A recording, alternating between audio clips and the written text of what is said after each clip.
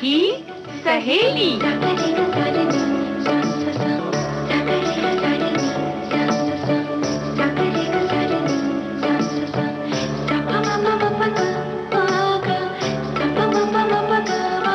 सखी सहेली।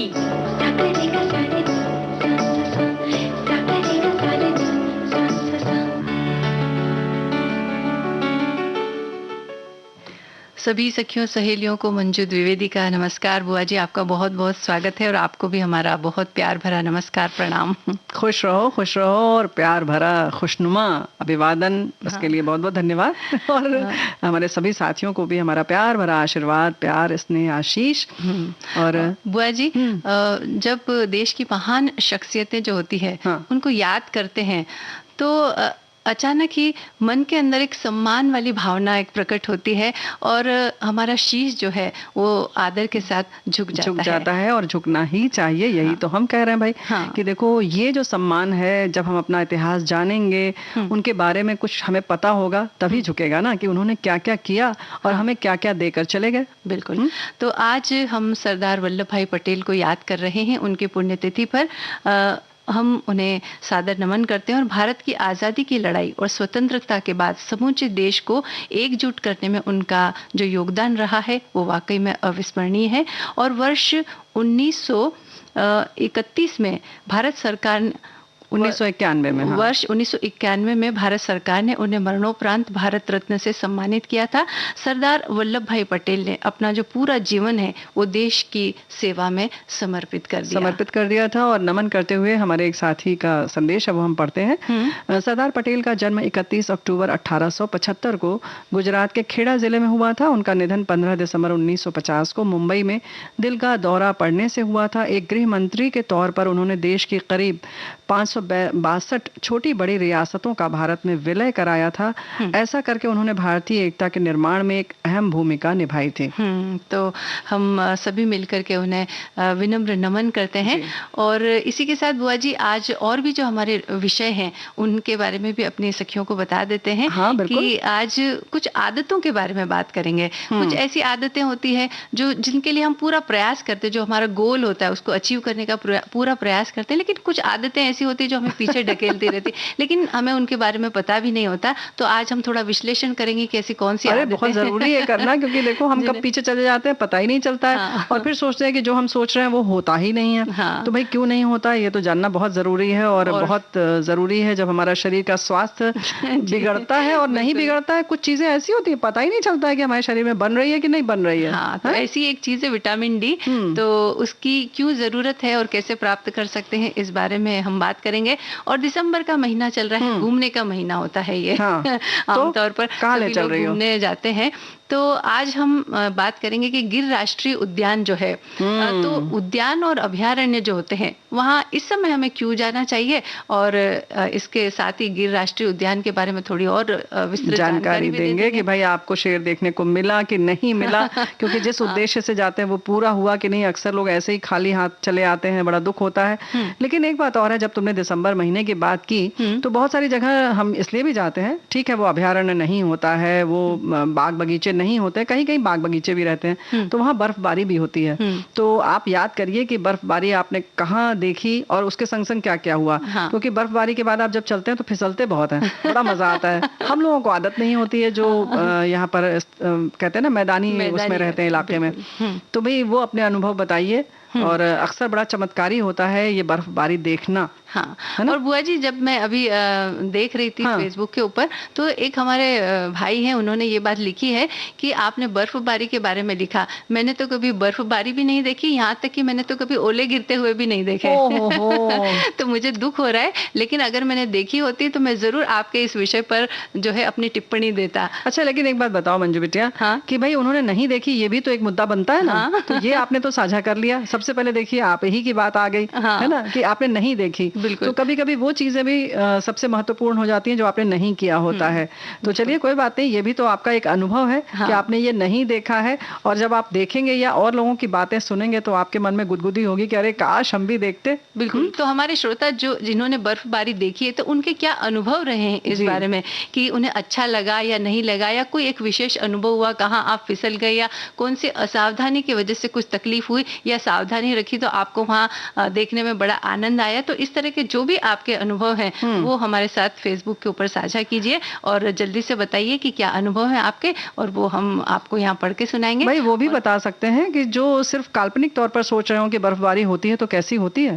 फिल्मों में देख के आप कल्पना कर सकते हैं कि वो रुई जैसी होती है या कुछ और भारी होती है, ये भी सोच सकते हैं ना। बुआ जी, एक बात मुझे बड़े आश्चर्यजनक लगती है कि जब हम फिल्मों के गानों में देखते हैं कि हीरो हीरोइन जो है एक बर्फ वाली जगह में कुछ नृत्य कर रहे हैं, गाना गा रहे हैं, तो हीरो तो उसमें बहुत सारे अच्छे कपड़े पहने हुए रहते, तो हमें लगता है भाई ठंड से बचाव हो गया। लेकिन हीरोइन को अक्सर हमने देखा है कि वो उतने गर्म कपड़े पहने हुए नहीं रहती है। तो हमें क्या मतलब बिल्कुल मई जून वाले कपड़े पहने रहती है। तो हमें ऐसा लगता है कि इतनी ठंड के बीच क्या इस तरह से रहा जा सकता है। तो ये थोड़ा सा एक रोमांच पैदा करती है ये बात।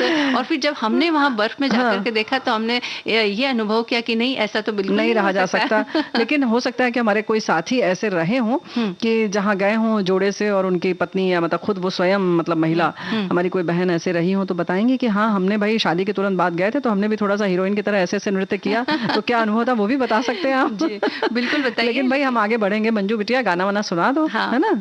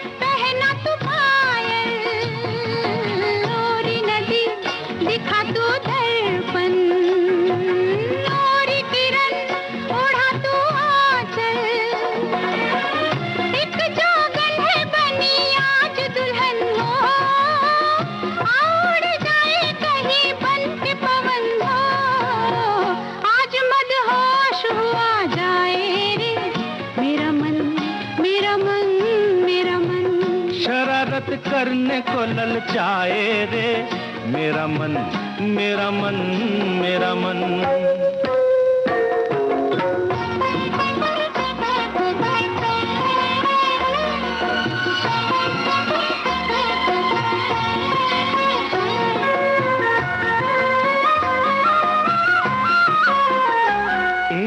यहाँ हमें जमाना देखे तो आओ चलो कहीं छुप जाए। अच्छा, यहाँ हमें जमाना देखे आओ चलो कहीं छुप जाए। भीगा भीगा नशीला दिन है, कैसे कहो प्यासे रह पाए। तू मेरी मैं हूँ तेरा, तेरी कसम हो। मैं तेरी तू है मेरा, मेरी कसम हो। आज मदहोश आ जाए रे मेरा मन, मेरा मन, मेरा मन। शरारत करने को ललचाए रे मेरा मन, मेरा मन, मेरा मन।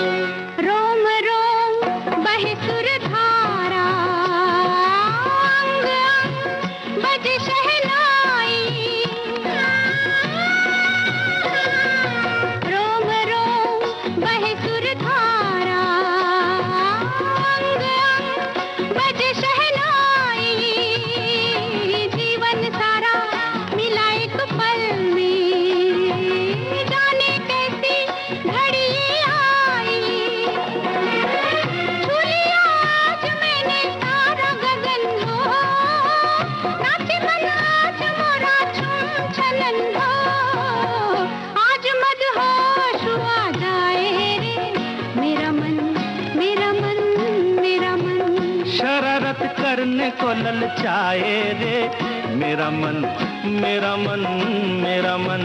बिना ही बात मुस्कुराए रे मेरा मन, मेरा मन, मेरा मन।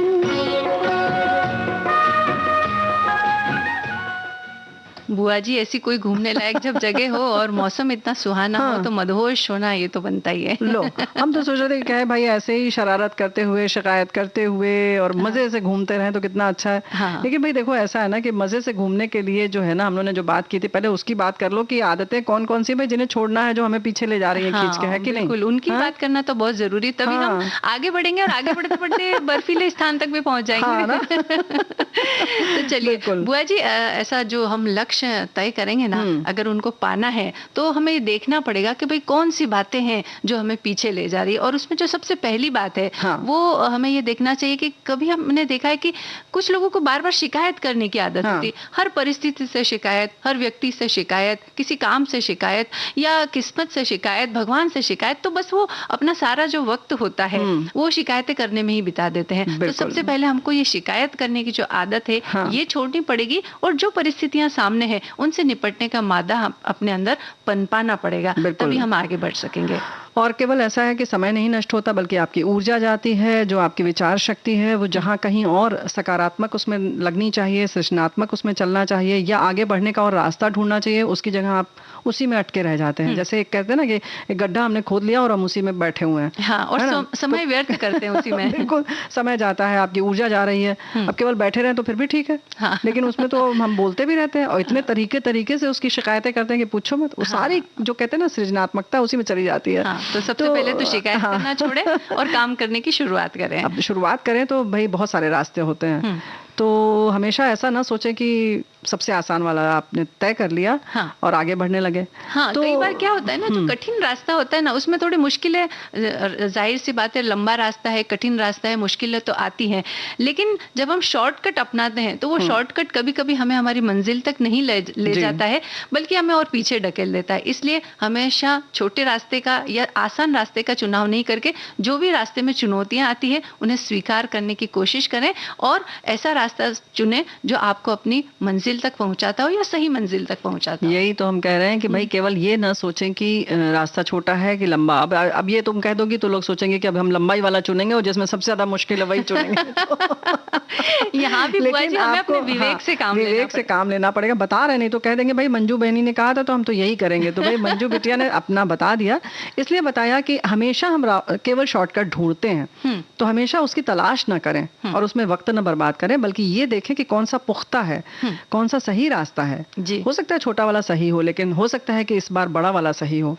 थोड़ी आपको इस समय चुनौती लग रही है, लेकिन 100% इसमें एक बिल्कुल गारंटी है कि आप पहुंचेंगे। और जब पहुंचेंगे तो आप बिल्कुल आत्मविश्वास से लबरेज होंगे, यानी कि आपका आत्मविश्वास और बढ़ चुका होगा। उस समय तो जरूर लगेगा कि लक्ष्य आपको मिला, बड़ी मुश्किल से मिला, लेकिन 10 और लक्ष्य के रास्ते जो हैं वो आपके लिए आसान हो जाएंगे, क्योंकि आपने वो उन परिस्थितियों का सामना कर लिया जो और भी किसी भी समय आ सकती हैं, है ना। और बुआ जी एक बात यहाँ हम ये भी कहना चाहेंगे कि जब आप रास्ते का चुनाव कर रहे हो तो कभी कभी या ज्यादातर समय अपने बुजुर्गों से थोड़ी राय भी ले लिया करें। अरे वो तो बहुत जरूरी है। हाँ, क्योंकि हमारे जो बड़े बुजुर्ग होते हैं वो उनको उनके पास अनुभव का खजाना होता है। तो अगर आप बताएंगे कि ये 2 रास्ते मेरे सामने हैं, अब कोई छोटा भी हो सकता है, कोई लंबा भी हो सकता है, कोई आसान हो सकता है, कोई कठिन हो सकता है, लेकिन किस रास्ते का चुनाव करना है, अगर आप अपने बुजुर्गों से थोड़ी राय लेंगे तो वो आपको सही रास्ता बताने में आपकी मदद करेंगे। यानी कि हम ये मान कर ना बैठे कि हम बहुत समझदार हैं या हम ही समझदार हैं, है ना। तो ये बात तो सोचना ही है। अच्छा, कभी कभी क्या होता है मंजू बिटिया कि हम उस रास्ते पे चले तो गए, किसी ने बता भी दिया, चलो, लेकिन सफल नहीं हुए। तो अब फिर वही वाली बात होगी, पहला वाला जो हमने बिंदु बताया था कि आप शिकायत ना करें, और दूसरा ये कि पिछली बातों को छोड़ दें।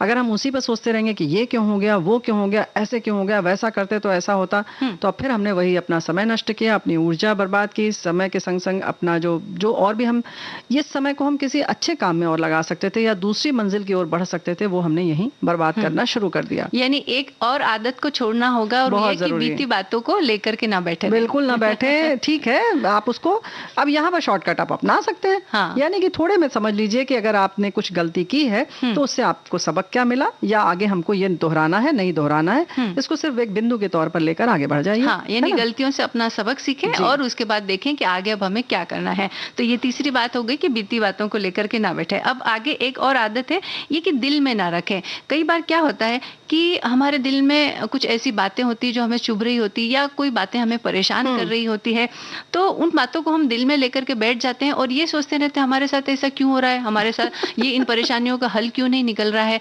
तो उन बातों को दिल में रखने की बजाय जो भी आपके मित्र हैं, रिश्तेदार हैं या आपके भरोसेमंद जो लोग हैं, उनसे इस बारे में बातचीत कीजिए और किस तरह से उन बातों का हल निकल सकता है, उनका हल निकाल करके फिर आगे बढ़ जाइए भाई। लेकिन देखो ऐसा है ना कि इस मामले में तो लोग कहते हैं भाई हम बड़े संवेदनशील हैं। हाँ। इसमें भी बड़ी तारीफ करते हैं कि हम इस बात को लेकर बड़े दुखी इसलिए हैं क्योंकि हम सेंसिटिव हैं बहुत। तो यहाँ पर ये सेंसिटिव होना या संवेदनशील होना बड़ा सकारात्मक पहलू नहीं है। हाँ। सकारात्मक पहलू संवेदनशील वहां पर है जहां आप किसी की भलाई सोचते हैं। बिल्कुल। उसके लिए सेंसिटिव होइए, अपनी गलतियों के लिए बहुत सेंसिटिव ना होइए, उसको छोड़ के फिर आगे बढ़ जाइए। बुआ जी ऐसा कहा जाता है ना कि अति सर्वत्र वर्ज्यते, तो वैसे संवेदनशीलता अच्छी बात है कि आप किसी के प्रति संवेदनशील हैं, तो ये तारीफ करने लायक बात है। लेकिन अगर संवेदनशीलता हद से आगे बढ़ जाए या जो आपके लिए परेशानी का सबब बन जाए, तो वो उतनी संवेदनशीलता को छोड़ करके हमें जरा दिमाग से यहाँ काम लेना चाहिए और फिर आगे। तो कहते हो ना यहाँ पर शॉर्टकट अपनाइए आप बड़े मजे से, और उसके संग संग जो है कि नजरअंदाज न करें जो भी गलतियां अगर कर रहे हैं तो उनके प्रति आप सतर्क रहें। हाँ। इसमें नजरअंदाज न करें से मतलब है कि आप लापरवाह ना हो। हाँ। कहीं पर भी ये ना लापरवाही रखें कि अच्छा ये हो गया, कोई बात नहीं, हो गया, ऐसा नहीं है। और ऐसा नहीं कि अच्छा चल निकल पड़े, देखा जाएगा जो होगा रास्ते में, या अगर इस काम को हमने शुरू किया तो देखा जाएगा क्या क्या दिक्कतें आएंगी। नहीं, थोड़ा सा तैयारी करें और चीजों को इग्नोर ना करें। बिल्कुल ना। और इसके अलावा रास्ते में जैसे कि हम कहीं जाते हैं, चलते हैं, फिरते हैं, घूमते हैं, बाहर जाते हैं, बीच में छोटा छोटा ब्रेक लेते हैं। वैसे ही जीवन में भी छोटे छोटे ब्रेक लेना बहुत आवश्यक है। कई बार चलते चलते हम थक जाते हैं तो हम थोड़ा सा विश्राम कर लेते हैं। तो जीवन पथ पर आगे बढ़ते हुए या समस्याओं से जूझते हुए भी थोड़ा सा आप ब्रेक ले लें और सोचें कि अभी तक जो हमने काम किया है उसका विश्लेषण कर लें थोड़ा, कि क्या हम सही रास्ते पर जा रहे हैं या नहीं जा रहे हैं, सब कुछ ठीक ठाक चल रहा है या नहीं चल रहा है। क्योंकि ये जो छोटे छोटे ब्रेक होते हैं ये हमको पूरी नवीनता से भर देते हैं और अपना विश्लेषण करने का एक मौका हमें देते हैं। वक्त मिल जाता है कि सोच लें कि भाई ठीक ठाक तो आगे बढ़ रहे हैं कि नहीं। तो इस तरह से जीवन में थोड़े छोटे छोटे ब्रेक लेते चलें आप, तो ठीक बहुत रहेगा। जरूरी है, क्योंकि उससे आप नई ऊर्जा आप में आती है, नई स्फूर्ति आती है, और आपको लगता जरूर है कि ये वाला काम किया तो ये वाला भी काम निपटा ही लेते हैं थोड़ा सा। नहीं, ऐसा नहीं है, वो फिर ऐसे काम चलाऊ ही रहेगा। अगली मंजिल जो है वो ऐसे काम चलाऊ के तरीके से आप अपनाएंगे। अगर आप ब्रेक ले लेंगे तो वो जो फिर नई ऊर्जा होगी तो फिर लगेगा कि आप एक नवीनता के संग तो है ही, उसके संग संग एक नया उत्साह होता है, रिफ्रेश हो जाते हैं।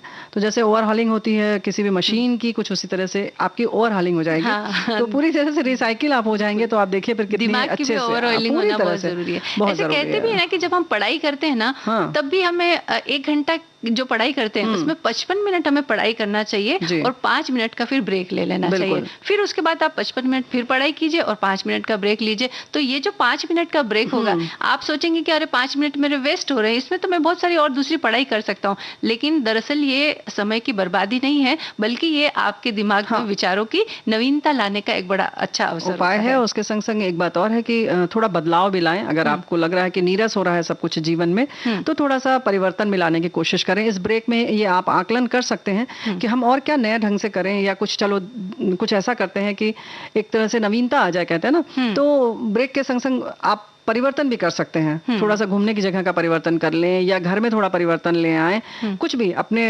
पहनने ओढ़ने में कुछ बदलाव लाएं, खाने पीने में ला सकते हैं, कुछ ऐसी चीजों में आप बदलाव ला सकते हैं ताकि आप में एक नया उत्साह फिर से आ जाए। तो इस बात का आकलन आप ही करेंगे कि कैसे होगा ये, है ना। और एक बहुत बुरी एक और आदत है, वो है राग द्वेष और ईर्ष्या की। अरे ये तो हमारी जिंदगी का हिस्सा है मंजू बिटिया, तुम ऐसे छोड़ दोगी तो कैसे आगे बढ़ेंगे, बताओ जरा। नहीं बुआ जी, इसे छोड़ना ही पड़ेगा। क्योंकि जो लोग दूसरों से ईर्ष्या करते हैं, उनकी उन्नति देखकर, उनकी सफलता देखकर जलते रहते हैं, वो कभी आगे नहीं बढ़ पाते हैं। इसलिए अपना जो है समय इन बातों में बर्बाद करने की बजाय आप खुद देखिए कि आप किस तरह से आगे बढ़ सकते हैं, या फिर सामने वाले ने अगर सफलता हासिल की है तो उसके पीछे उसकी क्या मेहनत है, इसका आकलन करेंगे तो आप खुद भी आगे बढ़ जाएंगे। बिल्कुल, यही तो हम कह रहे हैं कि जो लाइन अगर खींची है तो उसको मिटाने या उसकी लंबाई मोटाई उसके रंग रूप को देखने से बेहतर है कि आप एक बड़ी अच्छी सी लाइन खींच लें और उसको देखकर आप खुश होइए। उसमें खूब समय लगाइए, खूब अच्छी तरह से लगाएं। और रिश्ते जो हैं उनको बनाने की तो जरूरत है समाज में, लेकिन बहुत सारे ऐसे काम हैं जो लगता है कि आपके लिए बोझ है लेकिन हम उसको करते जाते हैं, ढोते जाते हैं, वो ना करें। बिल्कुल। तो ये जो बोझ वाली जो बात है, अगर इन्हें हटा देंगे तो आप थोड़े हल्के हो जाएंगे और फिर आपको आगे बढ़ने में सहायता मिलेगी। तो ये कुछ आदतें हैं जिनके बारे में आज हमने बात की। तो ब्रेक लेने वाली हो क्या? बिल्कुल, अंतराल नहीं लेने वाले ना हम लोग, बदलाव करने वाले हैं, यानी संगीत सुनेंगे जी। हमने सोचा ब्रेक ले लोगी।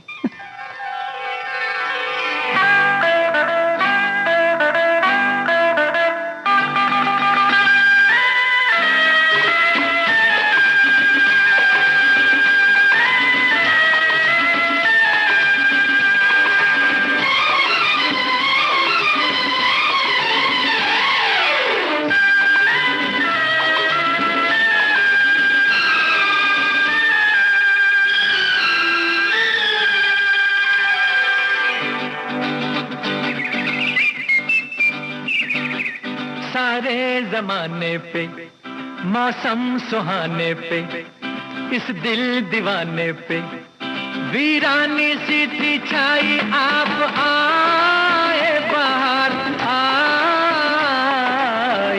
हो। सारे जमाने पे मौसम सुहाने पे इस दिल दीवाने पे वीरानी सी थी छाई, आप आए बाहर आई हो।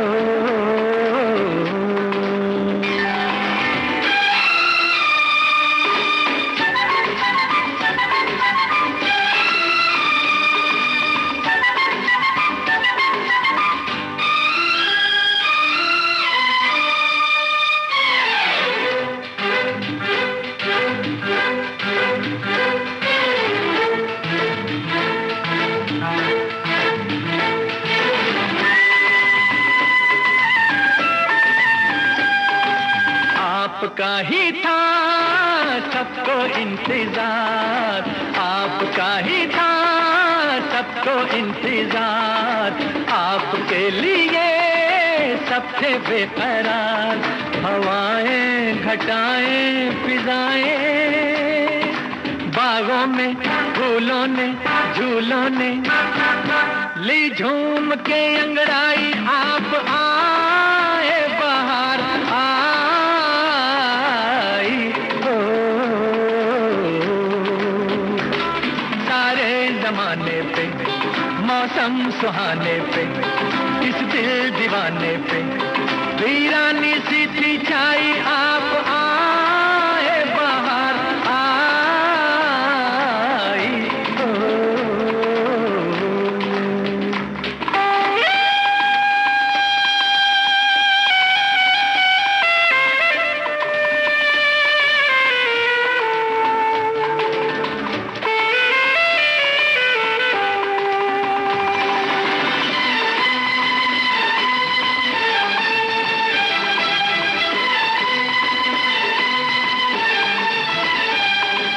आपने किया आके एहसान, आपने किया आके एहसान, था ये वीराना अब है गुलिस्तान। पुकारे नजारे ये सारे गुलशन की गलियों से गलियों से, सुनिए आवाज ये आई, आप आए बाहर आई हो। सारे जमाने पे मौसम सुहाने पे इस दिल दीवाने पे वीरानी सी थी छाई, आप आए बाहर आई हो।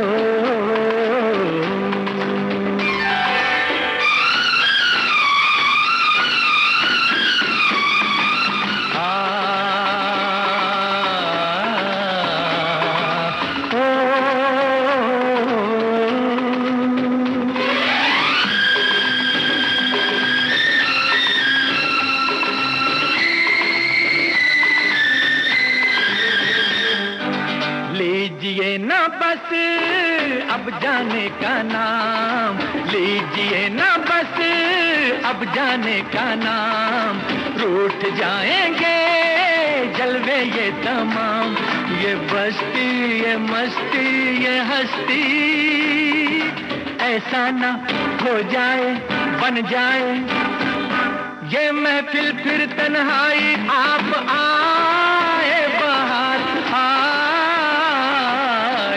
हो। बुआ जी, हमें अपना व्यक्तित्व भी कुछ ऐसा ही बनाना चाहिए कैसा? कि जहाँ भी जाए तो लोग ये कहें कि आप आए बाहर आई। ओ देखो ये तो है, लेकिन आप तो बन गए बाहर, सामने वाला बाहर का इंतजार करेगा तब ना, और मान लो उसे इंतजार ही ना हो, वो तो कहे नहीं भाई हमें तो नहीं चाहिए बाहर। ठंडी हवा का जो झोंका होता है ना, वो सभी को अच्छा लगता है, और चाहे सामने वाला व्यक्ति कितना भी राग द्वेष या ईर्ष्या से भरा हो, लेकिन वो जो ठंडी फुहार है या ठंडी एक बयार है, वो हर व्यक्ति को पसंद आती ही है। तो अगर हमारे व्यक्तित्व में इतनी ठंडक होगी तो सामने वाला उससे प्रभावित निश्चित तौर पर होगा ही, थोड़ा कम या ज्यादा हो सकता है। देखो हम भूल गए थे, ये हमारे जो साथी ने लिखकर भेजा है कि हमारा भविष्य नहीं बदल सकते हम, है ना, लेकिन हमारी आदतें हमारा भविष्य बदल सकती हैं, इसलिए आदतों पर विशेष ध्यान रखना चाहिए। जो धकेलने वाली आदत हम लोग कही थी ना अभी, तो इन्होंने लिखा ठंड में रजाई में घुसकर सोने की आदत जल्दी ना उठने की ओर ले जाती है, आगे की जानकारियां सखी सहेली में मिलेगी। तो और ये जो बाहर वाला बात है ना, जो हमने छेड़ा मुद्दा, वो ये है कि भाई हमें पसंद तो है ठंडी हवा, लेकिन हम स्वीकार नहीं करते। तो ये जो आदतों में एक ये भी आदत है कि आप खुश हैं लेकिन आप स्वीकार नहीं करते, जमाने को पता नहीं क्यों दिखाने के लिए हम रोते ही रहते हैं। तो ये सब आदतें भी छोड़ देना चाहिए, है ना। तो जो चीज पसंद आए उसे स्वीकार करिए, खुलकर रहिए, खुलकर जिए, और तभी आपका स्वास्थ्य भी अच्छा रहेगा। तो स्वास्थ्य एक और आदत है जो धूप में बैठने की है। ठंडी बयार की तो है ही है, लेकिन साथ ही साथ एक आदत और डाल लिए कि आप थोड़ी देर 15 मिनट कम से कम रोज धूप में रहें, क्योंकि उससे हमें विटामिन डी मिलता है, और विटामिन डी हमारे शरीर के लिए, हमारे स्वास्थ्य के लिए बहुत ही आवश्यक है। लोग सोचते होंगे कि केवल इससे हड्डियों की ही बीमारी होती है, ऐसा नहीं है। अगर विटामिन डी की कमी होती है तो और भी बहुत सारी जो तकलीफें हैं वो होने की संभावना बनी रहती है, क्योंकि भाई जैसे कैल्शियम को अवशोषित करने में ये मदद करता है। तो अगर आप में विटामिन डी की कमी है तो कैल्शियम की भी अपने आप हो जाएगी। और जैसे विटामिन डी की जब बात करते हैं तो बस धूप ही याद आती है कि धूप चाहिए है ना। बुआ जी अभी मुझे ब्रेक की याद आ गई। देखिए समय हो गया है, एक छोटा सा ब्रेक ले लेते हैं।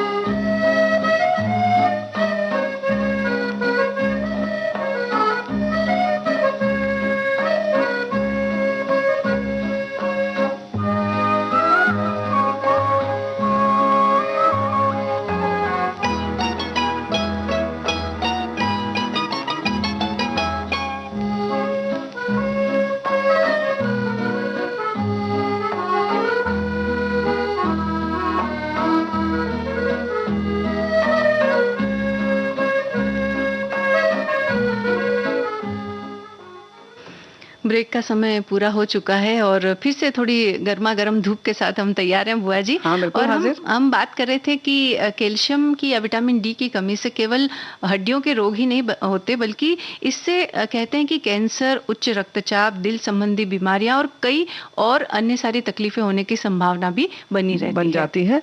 और शोध तो देखो सब चीजों में होते ही रहते हैं, और इसी से ये पता चला है कि ज्यादातर लोगों में विटामिन डी की कमी है, लेकिन जैसे हमने कहा ना कि पता ही नहीं रहता है कि हमारे शरीर में क्या कम है क्या ज्यादा है। तो यही हाल विटामिन डी का है। और इसकी कमी के लक्षण कुछ ऐसे होते हैं कि लोग इसे देखते तो हैं, पहले तो देखते ही नहीं है, अगर देखते भी हैं तो बस इग्नोर कर देते हैं, बड़े हल्के में लेते हैं, या फिर ये समझ लेते हैं कि दूसरी कोई और बीमारी है, ये उसका लक्षण है। हाँ। तो उसकी जड़ तक नहीं जा पाते। बिल्कुल। और बुआ जी देखिए हमारे देश में धूप की कोई कमी नहीं है। हाँ। है ना, सुबह से शाम तक धूप बनी रहती, लेकिन इसके बावजूद भी विटामिन डी की कमी है। ये एक बहुत विचार करने वाली बात है, क्योंकि हम उसकी तरफ नहीं देखते ना। हाँ, क्योंकि तुमने कह दिया ठंडी हवा तो बस हम ठंडी हवा की तरफ देखते हैं।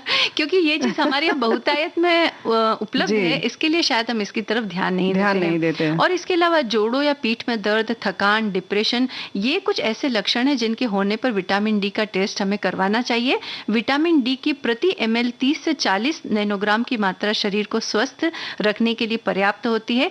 इसकी मात्रा 12 नैनोग्राम से कम और 50 नैनोग्राम प्रति ml से अधिक होने पर सेहत संबंधी परेशानियां हो सकती है। तो इसके लिए समय ऐसी कोई लक्षण अगर आपको नजर आते हैं तो आप टेस्ट। अच्छा, सब लक्षण तो समझ में आ गए मंजू बिटिया, लेकिन ये जो डिप्रेशन वाली बात तुमने कही ये तो कहीं से नहीं जुड़ रही है, क्योंकि आमतौर पर भी विटामिन डी यानी हड्डी का मामला ही समझ में आता है। फिर लेकिन बुआ जी, अगर आप डॉक्टर से बात करेंगे तो वो आपको बताएंगे ये बात कि जब विटामिन डी कम होता है तो शरीर के अंदर कैल्शियम का अवशोषण चूंकि नहीं होता, हड्डियां बहुत कमजोर हो जाती है। और जैसा कि हमने बताया कि बीपी वगैरह इस तरह की जो समस्याएं होती है, तो जब ये सारी 2-4 समस्याएं एक साथ मिल जाती है तो ये सब मिलकर के हमारे दिमाग के ऊपर असर डालती है और व्यक्ति के डिप्रेशन में जाने की संभावना बहुत बढ़ जाती है और यहाँ तक कि उसकी याददाश्त पर भी इसका बहुत गहरा असर होता है। तो भाई ये तो वाकई बड़ी गंभीर बात है। ऐसा ना सोचिए कि ठीक है हाथ पैर की हड्डी टूट गई तो कोई बात नहीं, दिल दिमाग भी जाता रहेगा, ये समझ लीजिए आप, है ना। अब आसान सी चीज है कि मिलेगा कहाँ से, ये तो हम बता ही रहे हैं बार बार। तो केवल सुबह 10 से 15 मिनट बैठे रहिए और भाई वही है कि ये नहीं कि आपने मोटी मोटी चादर ओढ़ ली और बैठ गए, हल्का कपड़ा पहन के बैठे, अगर आपको बहुत है भी तो बहुत हल्का पतला सफेद रंग का कोई कपड़ा ओढ़ लें और तब बैठे। और उसके पहले अगर आप मालिश कर लें तो फिर सोने पर सुहागा है। वैसे भी बच्चों को रखा ही जाता था पहले मालिश करके, धूप में छोड़ते थे। और थोड़ी सी और भी चीजों में मिलता है, जैसे मशरूम में भी पाया जाता है। और विटामिन डी न मिलने पर बहुत बड़ा कारण है कि अधिक समय तक घर या दफ्तर के अंदर ही बैठे रहना। तो और या हम निकलते भी हैं तो भैया त्वचा का बड़ा ख्याल रखते हैं, शरीर का नहीं ध्यान रखते, ऊपरी जो त्वचा दिख रही है उसके लिए सनस्क्रीन लगा लेते हैं। और बहुत ज्यादा जब आप सनस्क्रीन का उपयोग करते हैं तो त्वचा के संपर्क में नहीं आ पाती है सूर्य की रोशनी और इस वजह से हमें विटामिन डी नहीं मिल पाता है। और विटामिन डी की कमी को सूरज की रोशनी और खानपान से कभी कभी इससे भी पूरा नहीं हो पाता। अगर बहुत ज्यादा कमी हो जाती है तो इससे भी उसकी पूर्ति नहीं हो पाती है। तो ऐसे में हमें इसके जो सप्लीमेंट है वो हमें लेने पड़ते हैं। विशेष तौर पर जो गर्भवती महिलाएं होती है, जो दूध पिलाने वाली माताएं होती है, या जिन लोगों की उम्र 65 वर्ष से अधिक हो जाती है तो उनमें भी अवशोषण थोड़ा रुक जाता, नहीं हो पाता है। तो ऐसे में सप्लीमेंट लेना बहुत जरूरी हो जाता है। बहुत जरूरी है, क्योंकि ये शरीर में जो रुकता नहीं है, डिपॉजिट नहीं होता है। तो मतलब कह सकते हैं ना कि इसका कोई स्टोर रूम नहीं है आपके कमरे में, घर में, अलमारी में, या अपने शरीर की जो अलमारी है इसमें कोई भी जगह नहीं है जहाँ पे इसको रखना। नहीं, बिल्कुल नहीं रहता है। तो आपको प्रतिदिन कमाना है, उसको रखना है, शरीर के लिए इकट्ठा करना है। तो भाई ध्यान रखिए, हम तो चाहते हैं आप सेहतमंद रहिए, कोई कमी ना हो, क्योंकि इससे डिमेंशिया भी होती है, सेहत में गिरावट होती है और सारी चीजें जब मिल जाती हैं तो पूरे शरीर पर आक्रमण कर देती हैं। तो भाई आक्रमण अच्छी चीज नहीं है। इससे अच्छा कि 10 से 15 मिनट आप धूप का सेवन लेकिन सुबह के समय, दोपहर के समय नहीं। आजकल तो दोपहर में बैठ सकते हैं, लेकिन फिर भी सुबह 9 बजे के पहले वाली धूप, हल्की जो धूप होती है उसमें आप बैठिए और साथ साथ में गीतों गाना सुनिए।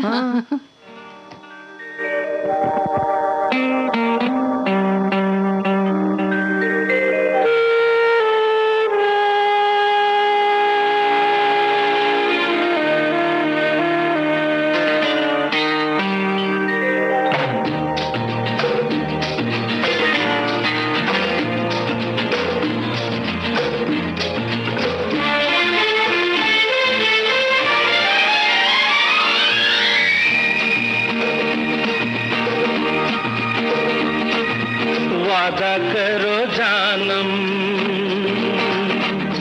ना छोड़ोगे ये दामन, जमाना चाहे छूटे, बांधी है जो दिल से अब ये डोर, जिंदगी भर न टूटे। वादा करो जानम,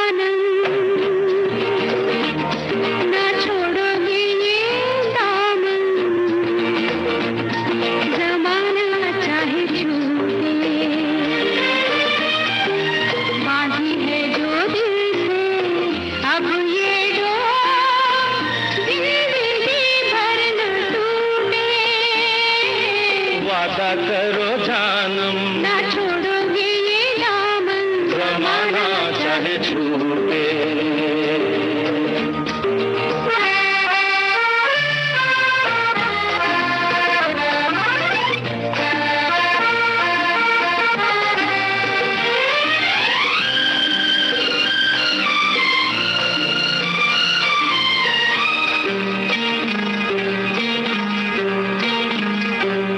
बदले ना हम तुम कभी, रुत ये बदलती रहे, दो दिलों की ये बात चलती रहे। आके बहारों की छाँव जाती रहे, ढलती रहे, ना फिरे ये नजर दिल से, दिल न रूठे, ज़माना चाहे छूटे। वादा करो जानम, ना छोड़ोगे ये दामन, जमाना चाहे छूटे। बाधी है जो दिल से अब ये डोर, जिंदगी भर न टूटे। वादा करो जानम, न छोड़ोगे ये दामन, जमाना चाहे छूटे।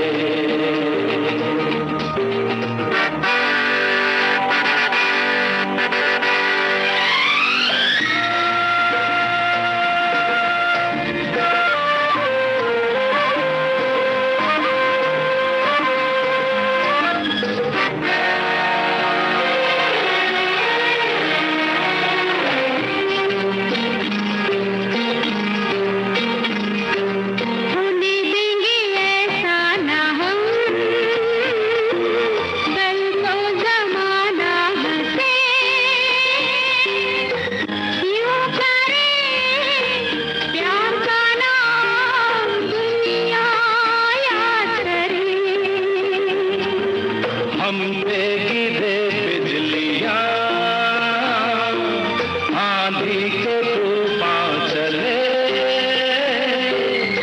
हाथ से ये तेरा आंचल अब न छूटे, जमाना चाहे छूटे। वादा करो जानम, न छोड़ोगे ये दामन, ज़माना चाहे छूटे। बांधी है जो दिल। तो बुआ जी, हमने भी एक वादा किया था कि हम अपने श्रोताओं को आज गिर राष्ट्रीय उद्यान ले चलेंगे। तो किस राज्य में? गुजरात राज्य में ये। और सबसे पहले तो ये बता दें कि ये जो सर्दियों का मौसम होता है, अभी इस सर्दियों के मौसम में ये अभयारण्य और उद्यान हमें क्यों घूमना चाहिए? एक तो ये कि इसको घूमते हुए विटामिन डी मिल जाता है। हाँ ना, घूमते रहो और मिलता रहता है। वाह, क्या बात है, ये बात है। क्योंकि गर्मियों में अगर हम जाएंगे तो चूंकि खुला वातावरण होता है, जंगल होता है, खुला वातावरण होता है, उसमें अगर आप गर्मी के दिनों में जाएंगे तो आप परेशान हो जाएंगे। बहुत। और हम ही क्यों परेशान हो, अभयारण्य में घूमने वाले जितने भी जीव जंतु जानवर होते हैं वो भी गर्मी में बाहर कम नहीं निकलते हैं। बिल्कुल। तो ऐसे में आप अभयारण्य जब देखने जाएंगे और आपको अगर कोई प्राणी नहीं दिखेगा तो आप निराश हो जाएंगे। जी। इसके लिए जो सर्दी का मौसम होता है, बहुत ये सबसे अच्छा रहता अच्छा है। मौसम होता है कि तब आप कोई भी बड़ा उद्यान या अभयारण्य घूमने के लिए जाएं। यानी कि उद्यान में तो भाई बहुत अच्छे मतलब फूल पौधे देखने को मिलते हैं। फूल जो है बिल्कुल लदा रहता है, खूब अच्छे अच्छे रंग बिरंगे फूल रहते हैं उद्यानों में। और अभयारण्य में मतलब ये भी विटामिन डी लेने आ जाते हैं। हाँ, तो बिल्कुल भाई आप भी लीजिए, वो भी लीजिए, साथ साथ। अब कितना अच्छा वातावरण होगा। हाँ, वो भी अभयारण्य जैसा कि मतलब जहाँ पर कि कोई बिल्कुल निर्भय होकर लोग घूमे, हाँ है ना? बिल्कुल। तो वो भी ठंड से बचने के लिए बाहर निकलते हैं और आप आसानी से उन्हें देख सकेंगे। और कई लोगों को फोटोग्राफी का बड़ा शौक होता है, तो जानवरों के अच्छे अच्छे वो फोटो खींचते हैं और उन्हें बड़े निराशा नहीं होगी। निराशा भी नहीं होगी। और जो मतलब जिस कह सकते हैं ना हिंसक जानवर जो हैं, जिन्हें देख के या नाम से भी डर लगता है, वो बड़े मजे से धूप में एकदम लेटे रहते हैं, बड़े आनंद में, मतलब वो भी बड़े आलस्य के भाव में रहते हैं। हाँ। तो आप इत्मीनान से देख सकते हैं। हाँ। और रोमांच ही अलग रहता है उनको देखने का, बहुत अलग रहता है। तो आप जहाँ रहते हैं उसके नजदीक कोई भी जो भी बड़े उद्यान हो, बड़े अभयारण्य हो, उन्हें देखने के लिए जाएं। और अगर नजदीक ना भी हो तो दूर भी जाना हाँ, पड़े। यही तो हम कह रहे थे कि मंजू कह रही पास वाले में जाओ, हम कहेंगे दूर वाले में जाओ। तो मतलब कहीं भी जा सकते हैं। हमारा कहने का मतलब ये है कि जिन्हें ज्यादा छुट्टियां नहीं है तो नजदीक वाले में चले जाइए। और घूमने का अगर आपका मूड है कि आपने एक हफ्ते भर की छुट्टी ली है तो आप कहीं भी देखिए, सर्च कीजिए कि देश भर में कितने सारे अभयारण्य हैं। जो भी आपको पसंद आए या उसके बारे में जब आप सर्च करेंगे तो बहुत सारी बातें आपको जानने को मिलेगी। और एक बात है कि सभी अभयारण्य हैं एक दूसरे से अलग होते हैं, कहीं कुछ देखने को मिलता है तो आप ये ना सोचें कि अब एक अभयारण्य देख लिया तो अब क्या बार बार देखना, नहीं, सबका रोमांच अलग होता है, सबकी स्थिति अलग होती है, सब में अलग अलग तरह के जानवर होते हैं। तो हम आज गिर की बात कर रहे हैं। बिल्कुल, गिर राष्ट्रीय उद्यान जो है वो गुजरात राज्य में स्थित है और ये एक वन्य जीव अभयारण्य भी है और ये गुजरात के जूनागढ़ जिले से 65 किलोमीटर दक्षिण पश्चिम में गिर के जंगलों में शुष्क झाड़ीदार पर्वतीय क्षेत्र में स्थित है। ये राष्ट्रीय उद्यान जो है वो इसको मतलब माना जाता है कि एशियाई शेरों का निवास स्थान है। साथ ही अन्य जीवों को भी यहाँ आप देख सकते हैं। जो लोग वन्य जीव प्रेमी हैं इस उद्यान को देखने के लिए आते हैं और यहाँ आने का सबसे अच्छा समय जो है वो नवंबर से लेकर अप्रैल माह तक है। हाँ, यानी तो इस समय है, हाँ, जा सकते हैं। और गिर वन्य जीव अभयारण्य के कुछ हिस्से को 1965 में राष्ट्रीय उद्यान घोषित किया गया। अभयारण्य का कुल क्षेत्रफल 1412 वर्ग किलोमीटर है, जिसमें से 285 वर्ग किलोमीटर को राष्ट्रीय उद्यान बनाया गया है। गिर राष्ट्रीय उद्यान अनेक प्रकार के जानवर और लुप्त प्राय प्रजातियों के वन्य जीवों का निवास स्थान है। यहाँ 2000 से भी अधिक जीवों की प्रजातियां पाई जाती हैं। यहाँ पाए जाने वाले जानवरों में तेंदुआ, हिरण, रुड्डी मांगुज और हमनास, गोल्डन जैकॉल और एशियाई शेर शामिल हैं इसमें। और नील गाय तो ऐसे ही दिख जाती है, चिकारा है, बाघ है, बारहसिंगा है, ये सब दिखाई देते हैं यहाँ पर। और इस राष्ट्रीय उद्यान में 500 से अधिक वनस्पतियों की प्रजातियां पाई जाती हैं। बड़े बड़े वृक्षों, कांटेदार झाड़ियों के अलावा औषधीय पौधे भी वहाँ पाए जाते हैं। मुख्य वृक्षों की अगर हम बात करें तो सागवान, शीशम, बबूल, बेर, जामुन, बिल आदि इस तरह के जो वृक्ष हैं वो वहाँ पर वो भी पाए दिखाई जाते देते हैं, हैं। जो आप देख सकते हैं। और जिनको औषधि पौधों में अगर रुचि है तो वहां जाकर के आप देखेंगे कि अरे यहाँ तो ये भी मौजूद है, वो भी मौजूद है, तो बड़ी खुशी होगी जानकर कि इस जंगल में ये भी पाए जाते हैं। जिनको रुचि नहीं है वहां जरूर जाएं, क्योंकि आप देखें और उसको समझने की कोशिश करें कि प्रकृति ने हमें क्या क्या दिया है ना, और कितने तरह के मतलब रंग होते हैं इन पत्तियों में, और पत्तियां कैसी कैसी होती हैं, क्या क्या खूबियां हैं। और गिर में अब आप बात कर रहे हैं तो केवल वनस्पति और जंगली जानवर नहीं है, बल्कि पक्षी अभयारण्य भी है एक तरह से। यहाँ बाज, कठफोड़वा, एरियोल, जंगली मैना और पैराडाइज फ्लाई कैचर ये सब भी देखा जा सकता है। और ऐसे ही एथोलिया, वॉल्डेरा और रतनधुना और पिपलिपा ना, पिपलिया जैसे पक्षियों को देखने का भी यहाँ पर आनंद आप ले सकते हैं, क्योंकि ये भी यहाँ पर मौजूद है। चूंकि बहुत बड़ा जंगल है तो जंगल में पक्षियों का होना भी स्वाभाविक। पेड़ हैं इतने बड़े बड़े तो आएंगे ही ना पंछी। हाँ, और कैसे पहुंचे ये भी हम आपको बता देते हैं कि अगर आप वायु मार्ग से आ रहे हैं तो नजदीकी हवाई अड्डा केशोद है, जो कि लगभग 70 किलोमीटर दूर है यहाँ से। और अगला निकटतम हवाई अड्डा है राजकोट, जो कि 160 किलोमीटर दूर है गिर अभयारण्य से। और अगर आप रेल मार्ग से आ रहे हैं तो निकटतम रेलवे स्टेशन है जूनागढ़, और यहाँ से नेशनल पार्क 80 किलोमीटर है, और वेरावल से ये पार्क जो है वो 70 किलोमीटर की दूरी पर है। तो और अगर आप सड़क मार्ग से आ रहे हैं तो ये सड़क मार्ग से बहुत अच्छी तरह से सब जगहों से बड़े बड़े जो भी है वहाँ से जा सकते हैं आराम से। बहुत अच्छा स्थान है। और ऐसे भी जंगल वगैरह में भी मतलब आपको सड़क पर भी क्रॉस करते हुए दिख जाते हैं कभी कभी तेंदुए, शेर वगैरह। और अगर आपको वैसे नहीं दिखेंगे गिर के अभयारण्य में, तो अलग से उन्होंने एक उद्यान बना रखा है जिसमें कि आप कहते हैं ना कि उसमें होते हैं पिंजड़े में, बस में ऐसी, और उसमें उन्होंने 8-10 ऐसे रखे हैं कि आप उनको देख ही सकते हैं। उसमें गारंटी होती है कि आपको दिख जाएंगे, वो बस चलती है उसमें, तो वो घूमते हैं निश्चिंत होकर, आप उसके अंदर होते हैं पिंजड़े में। वो भी अपने आप में मजेदार लगता है कि ये भी दिन है। और हमारे एक साथी ने लिखकर भेजा भी है, वैसे इन्होंने बहुत प्यारा लिखकर भेजा है। हम लोग कभी कभी यहाँ वहाँ थूक देते हैं, इन्होंने घूमने की बात की है, ऐसा नहीं करना चाहिए। गिर राष्ट्रीय उद्यान बहुत सुंदर है, मैंने फेसबुक और टीवी पर देखा है। बर्फबारी हमने खुद की आंखों से नहीं देखा, पर फिल्मों में और नेशनल ज्योग्राफी डिस्कवरी चैनल में प्रत्यक्ष देखा है, बहुत ही सुंदर लगता है। तो एक चीज जो इन्होंने इशारा किया है कि जगह जगह जो थूकने वाली बात है या जानवरों को तंग करने की बात है, या हम देख लेते हैं तो बहुत शोर करने लगते हैं, तो वो सब ना करें। अभयारण्य का मतलब है कि वो अपने वातावरण में रहें, ना कि इंसानों की आवाजों के बीच में रहें, है ना। बिल्कुल।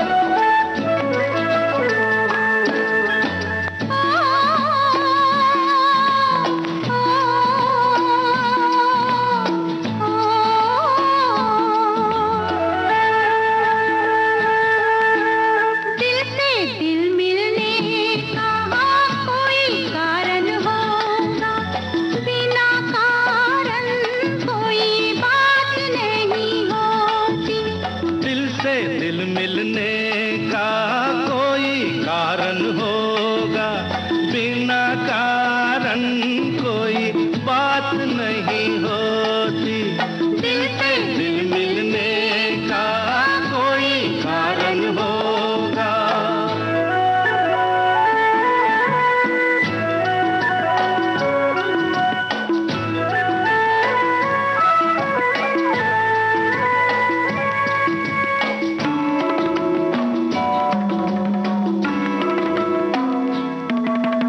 वैसे तो हम दोनों एक दूसरे से हैं अभी अनजाने,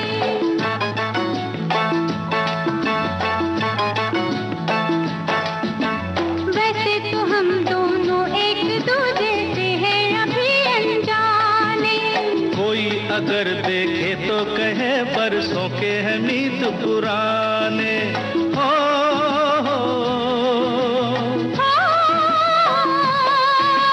कुछ है तुम में हम में, वरना इस मौसम में फूलों की ऐसी बारात नहीं होती। दिल से दिल मिलने का कोई कारण होगा।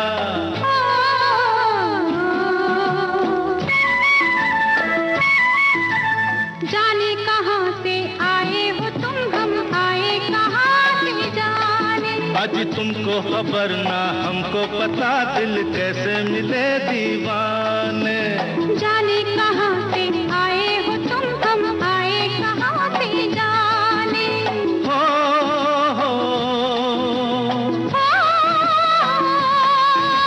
शायद हम दोनों का एक ही रास्ता होगा, वरना हमारी मुलाकात नहीं होती।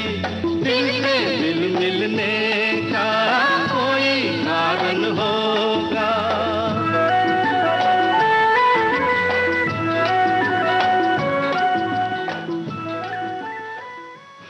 बुआ जी, हम बात करते हैं बर्फबारी की। नहीं भाई, उसके पहले देखो हमारे साथियों ने एक बड़ा अच्छा सा फोटो भेजा है, उसमें 3 हिरन हैं। हाँ। और हरियाली भेजी है, और एक लिख रहे हैं कि हमने 5 बार नेशनल पार्क गए कान्हा, हाँ। प्रकृति के साथ रह के बहुत सुकून मिलता है। हाँ, तो भाई बड़ी अच्छी बात है, और बाकी सब लोग जो नहीं गए हैं कृपया आप जाएं। ऐसे ही देखो शेर दौड़ता हुआ भेज दिया इन्होंने।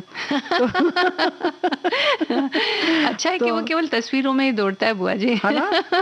लेकिन एक बात है, वहाँ के बहुत अच्छा बताया उन्होंने। हाँ। कि गिर में हाँ। कि अक्सर मतलब लोग डरते हैं ना, फिर वो बताते हैं अच्छा देखिए यहाँ बैठा था, बस अभी अभी गया है, यहाँ देखिए इसके पैर के निशान है, हम वही देख के खुश हो जाते हैं, अच्छा इस रास्ते से ये गया था। तो वाकई उसने कहा कि वहाँ जो गाइड थे उन्होंने कहा भैया ने कि वो राजा है अपने आप में, डरने की आपको इसलिए जरूरत नहीं है कि अगर उसके बगल से भी गाड़ी चली जाती है, अगर वो पेट भरा है तो वो कतई परेशान नहीं होता है। उसको मालूम है कि उसका ये साम्राज्य है, आप कुछ नहीं कर सकते उसका। तो वो बड़ा अच्छा लगा, और वो देखने के बाद ऐसा महसूस हुआ मन में कि वो वाकई जंगल का राजा है कहीं का भी। तो उसकी चाल भी वैसे ही ठमक ठमक के आराम से चलता है, बादशाह की तरह कि हाँ मैं राजा हूँ। तो पूरा अयाल के साथ उसके जो चेहरे पर होता है, मतलब वो एक मतलब कहते हैं ना गरिमा जो है उसकी, वो वाकई बड़ी आकर्षक होती है, अच्छा लगता है देखकर।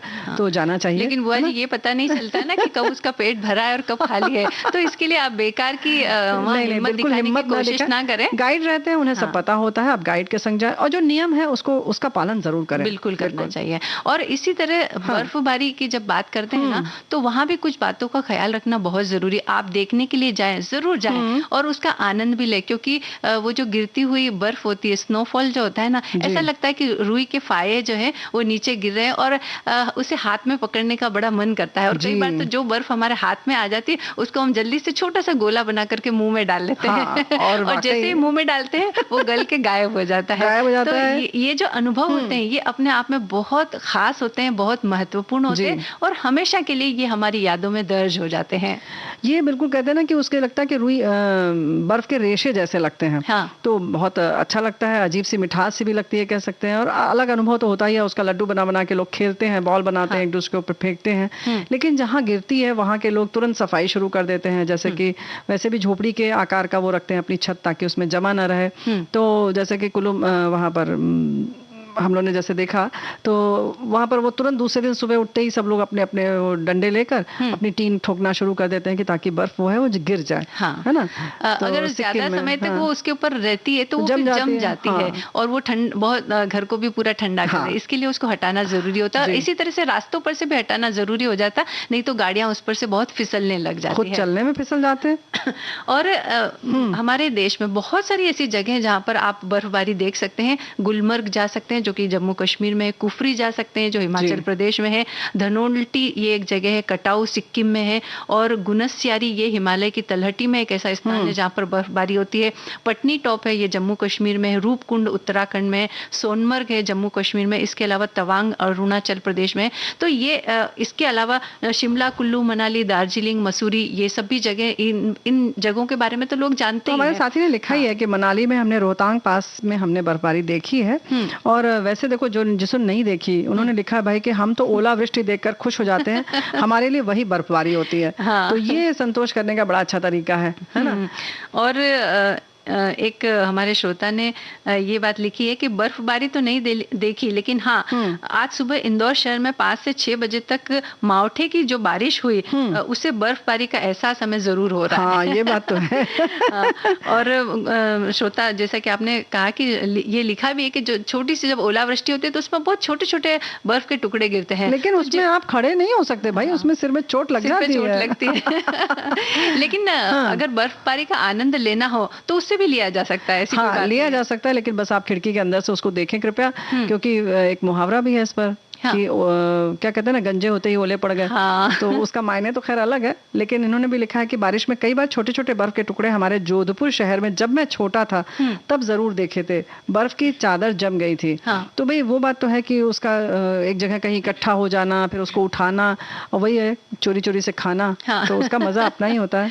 बिल्कुल। और एक हमारे श्रोता ये भी लिखते हैं कि वैसे तो हम लोग फ्रीजर में जमी हुई बर्फ देखकर खुश होते हैं, या जब कभी ओले गिरे तो उनको बिनना और खाना शामिल होता था, लेकिन एक आस थी कि बर्फबारी को देखें। मौका मिला, वैष्णो देवी के दर्शन को गए तो वहां जैसे ही पहुंचे मौसम बदल गया और पानी की फुहारें आने लगी, और दूर पहाड़ों पे जमी बर्फ देखकर मन गदगद हो गया। वो अद्भुत दृश्य आज भी आंखों में बसा हुआ है। फिर वहां से पटनी टॉप गए सिर्फ बर्फ से ढके पहाड़ों को देखने, चारों तरफ बर्फ की चादर बिछी हुई, पेड़ भी ढके थे, खूब पर्यटक जो है वो मजे ले रहे थे, गोले बनाए और उछाले, बहुत मजा आ रहा था। वहां बर्फ पे चलने के लिए लेदर के बड़े जूते भी हमने किराए पर लिए, जिससे चलने में आसानी हो गई। मुझे लगता है कि एक बार बर्फबारी के नज़ारे हम सबको जरूर देखना चाहिए।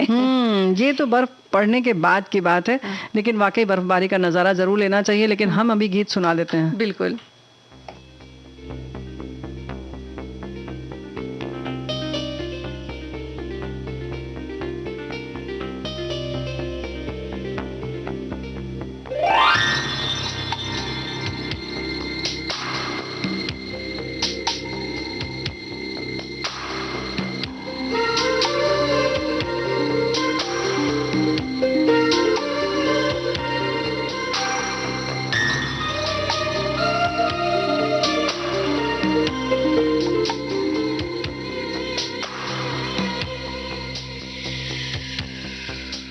ये हंसी वादियाँ, ये खुला आसमां, आ गए हम कहाँ है मेरे साजना।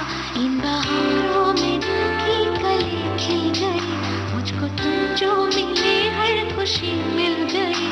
तेरे होठों पे है हुस्न की बिजलियाँ, तेरे गालों पे है जुल्फ की बदलियाँ, तेरे राम की खुशबू से महके चमन, संग मरमर के जैसा ये तेरा बदन।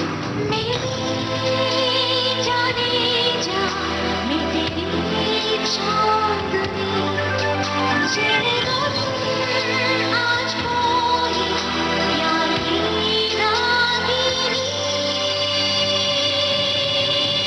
ये हंसी वादियाँ, ये खुला आसमां, आ गए हम कहाँ है मेरे साजना।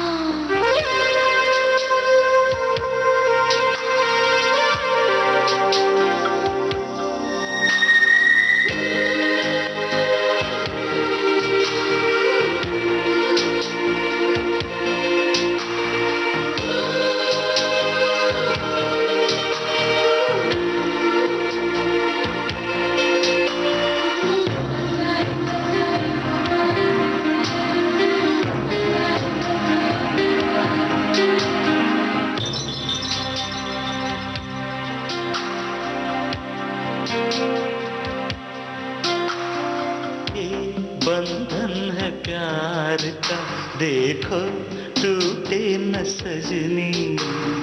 ये जन्मों का साथ है देखो छूटे न सजना। तेरे आंचल की छाँव के तले मेरी मंजिल मुझे मिल गई। तेरी पलकों की छाँव के तले मोहब्बत मुझे मिल गई। ये हंसी वादियाँ ये खुला आसमां, आ गए हम कहाँ है मेरे साजना। इन बहारों में दिल की कली खिल गई। मुझको तुम जो मिले हर खुशी मिल गई। ये हंसी तो बुआ जी देखिए पूरा बर्फबारी के बीच फिल्माया हुआ ये जो गीत है ये हमने सुना और इसी के साथ आज के कार्यक्रम का समापन करते हैं। इजाजत दीजिए आप सभी को मंजू द्विवेदी और प्यारी बुआ का नमस्कार। नमस्कार।